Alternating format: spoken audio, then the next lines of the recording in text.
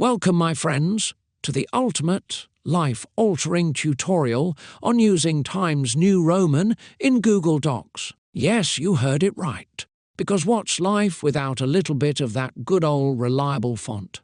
Let's dive in, shall we? First things first, open your Google Doc, because where else are we going to unleash this font sorcery? Now, select some text. Any text. Could be your thesis or a grocery list, it doesn't matter. Click on the font menu, scroll through the sea of fonts, and bam! Find Times New Roman. It's right there, waiting for you like an old friend you ghosted but kind of miss. Simply click on it, and the selected text will change to Times New Roman. But wait, what if Times New Roman is missing?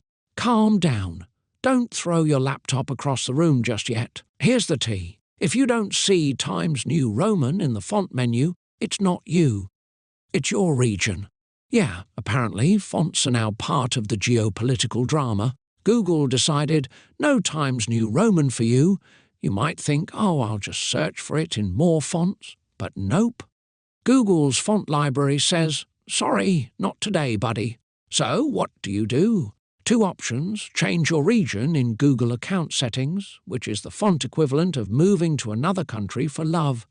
Or use a similar font. Think Georgia, Times or CG Times, because when Times New Roman ghosts you, they're the rebound fonts you can trust. You can find the Georgia font in the font menu, while Times and CG Times are available under the More Fonts menu.